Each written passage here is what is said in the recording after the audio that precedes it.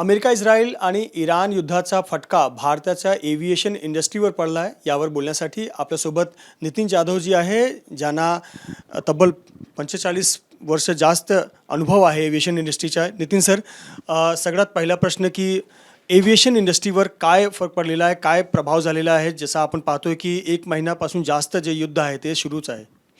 Sir धन्यवाद. आपल्या माध्यमातून ॲव्हिएशनबाबत आपण बोलत आहात. ॲव्हिएशनला सर्वात जास्त फटका ॲव्हिएशनला पडला की उडणारं हे जहाज आहे आणि तिथे उतरू शकत नाही आहे. उडतं आहे, उडायला तयार आहे, पॅसेंजर्स द्यायला तयार आहेत, पण तिथे उतरू शकत नाही आहेत. आज एव्हरीडेचं मिडल ईस्ट GCC कंट्री आणि भारताबाबतचे एवढे मोठे संबंध आहेत. लाखो करोड रुपये आपला फॉरेन रेव्हन्यू पण तिथूनच येतो आणि त्याच्यामध्ये कित्येक लोकांनी प्लॅनिंग केलेली आत्ताच्या सुट्टीच्या दिवसात हे फिरायला दुबईला सर्वात जवळचं आणि युरोपियन आणि जर कॉम्बिनेशन कंट्री तुम्ही बघाल तर ही दुबई आहे. त्यामुळे लोकांनी 2-2, 3-3, 4-4 महिने अगोदर हे मे जूनचं सगळं एप्रिल मेचं ह्यांनी प्लॅनिंग करून ठेवलेलं.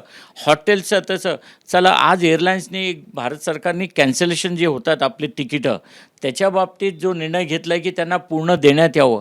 मग फॉरेन एअरलाईन्सच्या त्यांनी बुक केलेले आहेत. समजा आता त्यांचं काय, एअर इंडियाचं इंडियन इंडिगो आणि इतर एअरलाईन्स त्याचे पैसे देतील, पण एमिरेट्स काय, एतिहाद काय, कतार काय, ह्या कंट्री काय करणार? त्यांच्या पैसे रिटर्न देणार त्यांना. त्याबरोबरच त्यांच्यात आज काय केलं की त्यांच्या तिकिटामध्ये पण वाढ झालेली आहे. फ्युअल सरचार्ज एक्स्ट्रा लावल्या गेल्या, लेकिन फ्युअल महाग झाल्यामुळं ह्याचा पण भुर्दंड कोण भरणार? असे भरपूर प्रश्न आज एव्हिएशनच्या बाबतीत झालेला आहे. एव्हिएशनचा ब्रेक रेव्हेन्यू हा 82% आहे. 82 म्हणजे एका फ्लाईट 100चं सीटचं फ्लाईट असेल तर त्यांचे 82 सीट जेव्हा भरतात तेव्हा त्या विमान कंपन्यांनी त्यांचे मुद्दल निघतं आणि नंतर मग प्रॉफिट 15 सीट 16 सीट एवढं काय. त्यांचा मुख्य उद्देश असतो पॅरिशेबल कार्गो घेऊन जाणं आणि आज तो पण जात नाही आहे. एमिरेट्सचं उदाहरण देतो की आज इथून कमीत कमी 22 ते 25 फ्लाईट दुबईला होत्या जाणारे वेगवेगळ्या एअरलाईन्सच्या, म्हणून त्यात एमिरेट्सचे 7 आहेत फ्लाईट. सगळेच्या सगळे बंद आहेत. सगळे जाण्यात घाबरत आहेत, युद्ध क्षेत्रात जात आहेत, वारगुमी जात आहेत. पॅसेंजरची सुरक्षा काय आहे तिथे? तुम्ही इन्शुरन्स काढताय, एअर इन्शुरन्स काढताय, पण वॉर झोनमध्ये गेल्यानंतर तुमच्या इन्शुरन्सचं काही आहे? त्याचे पण पैसे मिळणार नाही आहेत तुम्हाला. तुम्ही आमच्या क्रू तर बिचारा त्यांचा जीव हातावर घेऊन चालला आहे, तो आपला जातोच आहे, तो आपली ड्युटी करतो आहे, पण पॅसेंजर्स पण बिचारे त्याच्यामध्ये नाही का उद्या काय कमिशन झालं तर त्यांचा इन्शुरन्स मिळणार नाही आहे वॉर झोन. ह्याच्यावर कोणच विचार करत नाही आहे. तिकीटं वाढलेली आहेत, त्याच्यामध्ये फ्युअल वाढलेलं आहे, त्याच्यामध्ये हे रिक्स आहे. त्यामुळे ह्या युद्धाचा परिणाम सगळ्यांनाच भोगावा लागतो आहे आणि आता जाणारे इम्पोर्ट आणि एक्सपोर्ट जे होतं आहे ते पूर्ण ठप झालं आहे. पॅरिशेबल त्याच्यामध्ये व्हेजिटेबल्स, कांदे, बटाटे आणि इतर साहित्य हे तिकडे पोचतच नाही आहे. मग ते जॉर्डनला पोचत आहेत, सौदीच्या दुसरीकडे पोचत आहेत, बाय रोड तिथून घेऊन जात आहेत. असे सगळे प्रकार झाले आहेत. हॉटेलला सध्या ऑक्युपन्सी तुम्ही हसाल की तिथे फक्त 5% आणि 10% पण नाही आहे ऑक्युपन्सी.